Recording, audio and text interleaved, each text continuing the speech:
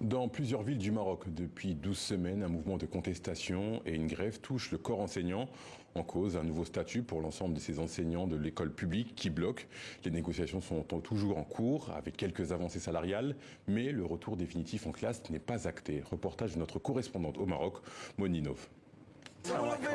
Ils ne se connaissent pas. L'un travaille à Marrakech, l'autre à Casablanca. Mais ce jeudi, des enseignants de l'école publique marocaine organisaient une deuxième marche dans la capitale, à Rabat. C'est la 12e semaine. 12 semaines de grève reconduites au fur et à mesure des négociations. D'abord, disent-ils, pour leurs conditions de travail. Nous n'avons pas de chauffage pendant cette période hivernale. Vous savez qu'on est à 45, 48 élèves par classe. Notre métier, c'est un métier pénible. Et les conditions dans lesquelles on travaille, ce sont des conditions critiques. Des conditions qui empirent, assure-t-il, avec le nouveau statut unifié des enseignants, validé à la rentrée par le gouvernement.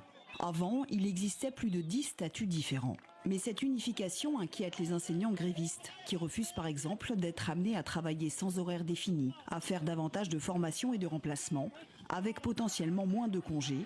Ils y voient plus de précarité pour beaucoup d'entre eux. Ce qu'on demande, c'est un effort sérieux du gouvernement pour supprimer ce statut. On ne veut pas qu'il soit amendé ou simplement gelé. Mais depuis le 5 octobre, quand Redouane sort de l'usine où il travaille, ce père s'inquiète pour la scolarité de ses deux filles de 5 et 9 ans qui peinent à la maison. Les enfants sont bons élèves, mais maman a beau faire la leçon. Apprendre à lire pour Yasmine devient difficile. Jour après jour, ils oublient qu'est-ce qu'ils ont déjà étudié, et c'est ça le problème. Aller à l'école, ces 2 dernières semaines, c'est un jour par semaine. C'est que lundi qu'ils ont étudié.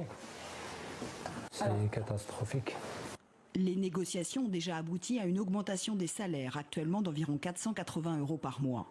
Mais sur la question du statut unifié, le ministère de l'Éducation nationale défend son projet. Ce statut nous a permis de répondre à un certain nombre de revendications qui datent de 2003, voire même avant.